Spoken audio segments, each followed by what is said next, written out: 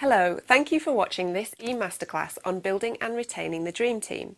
I'm Carolyn Blunt, Managing Director of Real Results Training. We've been working with contact centres to get results from people for the last decade.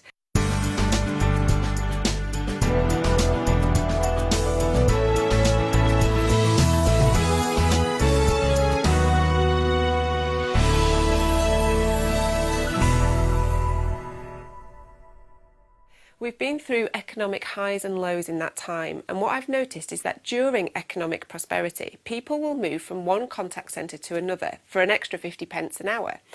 In the low times, what happens is the ability to job hop is greatly reduced. Whilst that's great for our retention levels, sometimes we get stuck with people who would previously have left and we wish they would.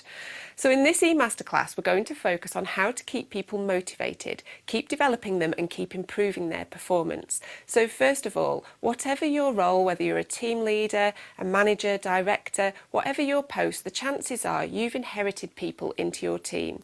And if, let's be honest, if you had the choice, you wouldn't necessarily have selected them to come and work with you. But you've got them now. So we're going to look in this e-masterclass about how we make the best of every single member of your team, as well as think about getting the very best future recruits. In Chapter 1, we're going to focus on building the team. They might not be your dream team just yet. And that falls into three key things: how we attract the right talent, how we recruit from that pool, and how we induct people into our organisation effectively. In Chapter 2, we're going to focus on building the dream team.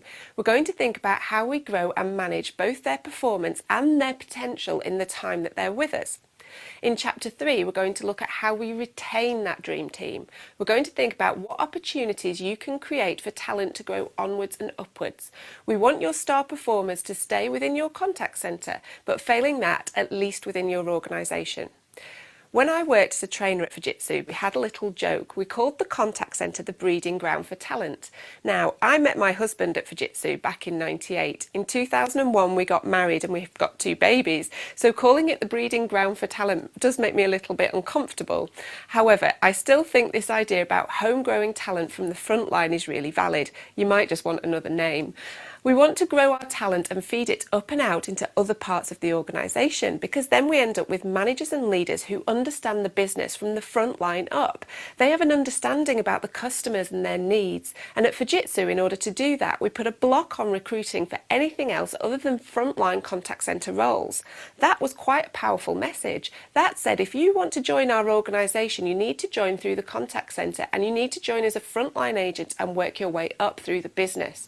That way we know that you understand this business from the grassroots up, and absolutely we would create the opportunity for people to move swiftly and fairly through the business up and out into posts in other areas or into in-depth technical support roles.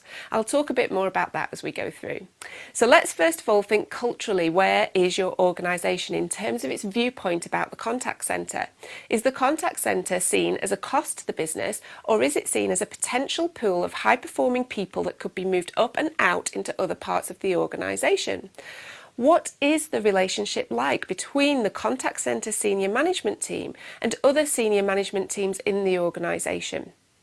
Whether those are other services like marketing or finance or operational parts of the business, whatever industry you're in, we need to think about having those relationships really strong so that we can create opportunities to move talent around. That's our ultimate holy grail. But let's get back to basics. Let's think some more about how we're going to attract the right candidates into your contact centre.